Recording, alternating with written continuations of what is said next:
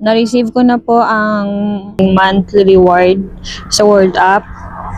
Papakita po natin siya. Kung makikita nyo po, 9.73 lang po ang laman ng GCash ko. Then, click view all.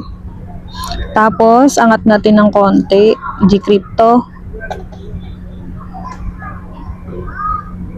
Nag-loading pa. Yan, ganyan po lumalabas. So, wait lang po natin siya. Yung internet nyo. Yan. Diba? Yan. Ayan, 177. Ayan na yun ang galing sa World App natin. So, kanina, 186 yan. Ngayon, naging 177 na lang kasi may bawas po siya.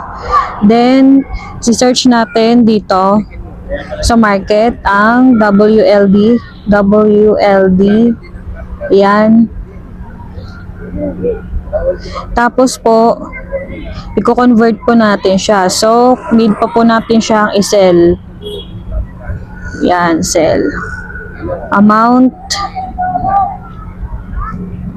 Ito muna, dito tayo muna sa, makikita nyo po yung peso amount, then crypto quantity. Dito po tayo sa crypto quantity. Then, sa baba po may nakalagay po siya 3.220. Okay, 3.220. Yan. Okay na, yan na po, 176. Then, sell now. Mabilis po kasi may bilang po yan siya. Sell now, yan. O, diba? The sell order is successful. So, back to dashboard. Ibig sabihin po, pwede nyo na po siyang i-withdraw. Ayan po, i-withdraw na natin. So, ito, withdraw. Click withdraw.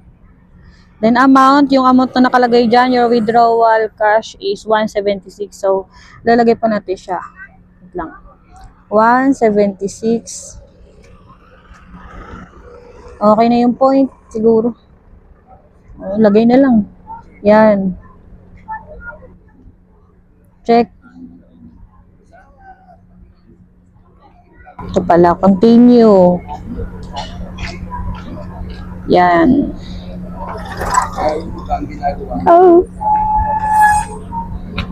Waiting sa email. So, mag-i-email sa atin yan.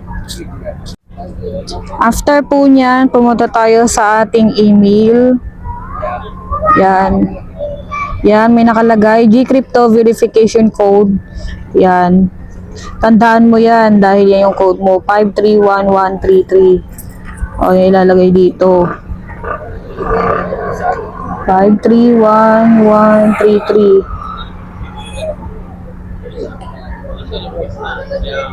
Diba, ganun lang.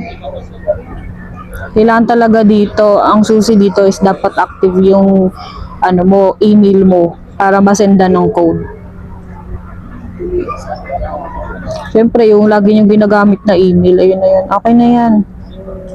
Wala na, diba? Oh. Napunta na yan sa ating GCash. Napunta na sa GCash. Punta na tayo sa GCash. O, diba? 186. Yan, tanan! Okay na po.